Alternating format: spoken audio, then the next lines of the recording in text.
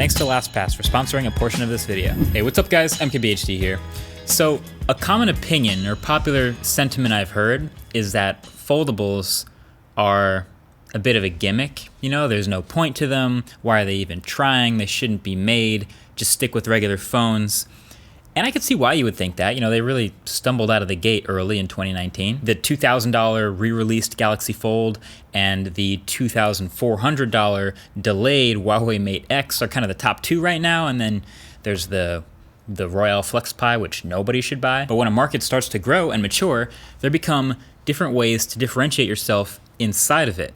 And so now along comes LG, and while they're clearly not doing a folding display, what they are doing is doubling down on the whole concept of a bigger screen that can fit in your pocket thanks to being foldable. So that's why LG made this. This is the LG G8X, thin Q, but I'm never gonna say that whole name.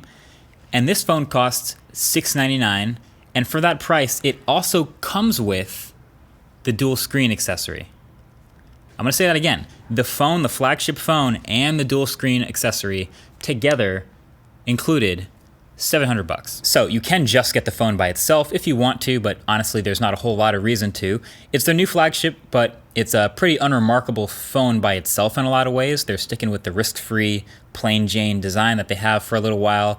Glass sandwich, that's a slight hint of blue color again on the back. Flat, no camera bump for the standard and ultra-wide camera, which is nice. And then a 6.4-inch flat 1080p OLED 60Hz display. Nothing too crazy. And then they moved the optical fingerprint reader from the back to underneath the display glass, so they've caught up to that 2019 trend. There's still a single speaker at the bottom paired with the earpiece speaker up at the top, which is over a pretty standard notch in 2019. It's better than some, but again, in a world of hole punches and pop-up cameras and wild rotating mechanisms, this is again the safe route. And the specs are pretty plain too. There's actually only one spec, Snapdragon 855, 6 gigs of RAM, and 128 gigs of expandable storage. It's IP68 certified, and a 4,000 milliamp hour battery. That's nice, since we've seen some others, Pixel, mess this up. But if they keep the headphone jack, which they have, and the quad DAC for the diehards, you'll still be able to rock those trusty wired headphones. But overall, I can tell you, no one's exactly drooling over anything crazy about this design. It's not the design that's selling this phone. It's not the specs that are selling this phone. This dual screen case though, now that is what's selling this phone. So this is a mostly plastic case, not exactly built like a tank, but it's lightweight, which is important, and it's made specifically for this phone again. And this new version we have here has a USB Type-C port inside of it that plugs into the phone, and now everything in the case is powered by the phone. So the display on the inside, the buttons duplicated on the side of the case, it's all now connected and lit up. And there's a 5-pin pass-through port at the bottom, and it comes with a USB Type-C adapter, so if you want to charge with the case on, you simply just connect that adapter with some magnets. With the magnets, oh wow, this is the best part of the case. I love these magnets. Okay, so you can connect and charge up with the adapter thanks to the magnets. Love that. Anyway, then you're in. Then you have this entire second screen. You have this 360-degree hinge that you can fold back and away when you don't want to use it. And LG's really doubled down on the functionality and the software features of making this better than the previous version.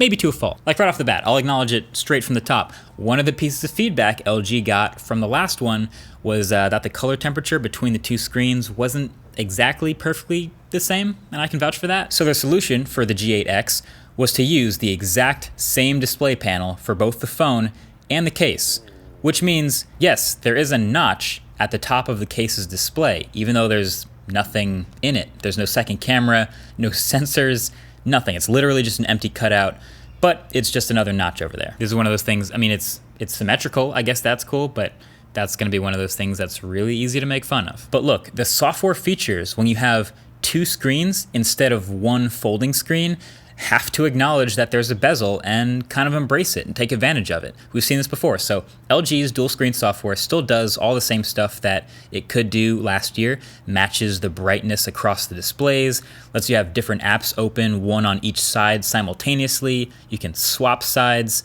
But now there's more. There's a 3-finger gesture to move an app from one screen to the other. You just kind of flip it over and it works pretty well.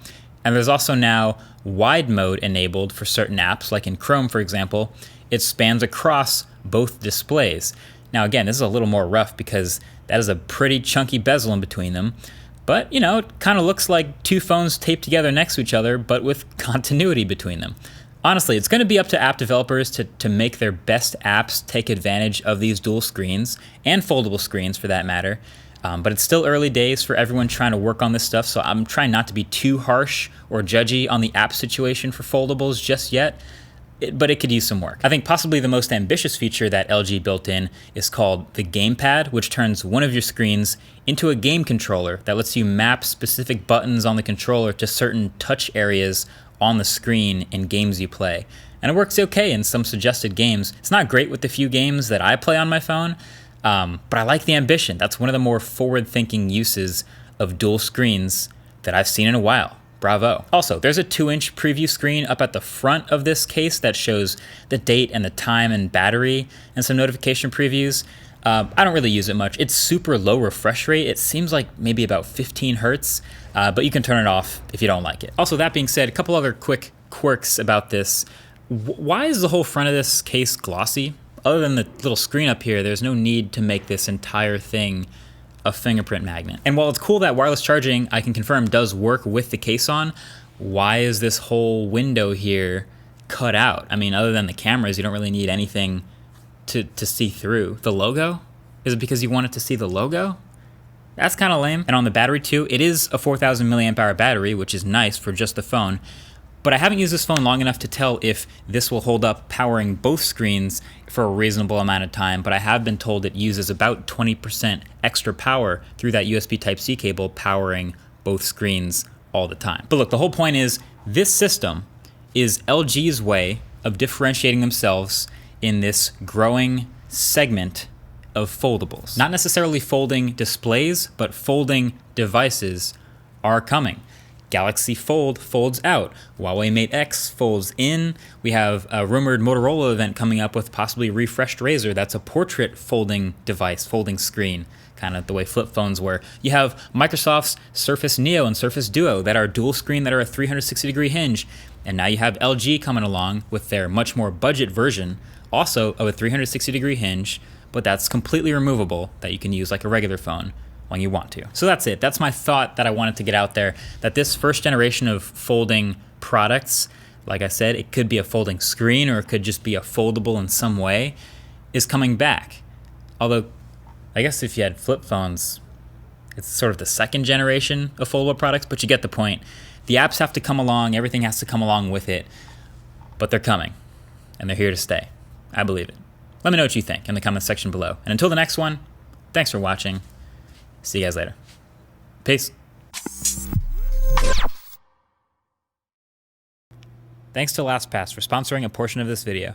So how many websites do you think you have logins for? You know, probably all the social media sites, whatever the main ones are that you use. Then you got your bank website, probably some fitness app you've signed up for that you don't use that much, maybe your college email.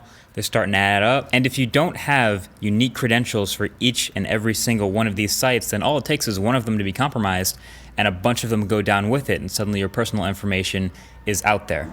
But remembering 20 different passwords is also nearly impossible. So that is where Lastpass comes in. They relieve the burden of having to remember a ton of different passwords. You can keep all of your login information and passwords and data safe in one place conveniently, and it's easy to use, so you can stay sane, stop trying to reset passwords and you forget them, and try to think about what the first concert you ever went to was, or what your high school mascot was. LastPass autofills your credentials on these sites and on mobile sites as well, and there are apps on iOS and Android, so when you open an app or a site, LastPass will fill in your username and password for you and make it fast and easy to log in. And they also offer unlimited password storage and free cross-device sync. So even if you're that guy that has to sign up for an account on every website you visit, and you've got to have a unique password for every single one because it's technically the right thing to do, LastPass still got you covered. So you really just need to keep your one master password safe and secure, and that's the last pass you'll need to remember. See what I did there? Last pass. Anyway, that's it. Thanks for watching.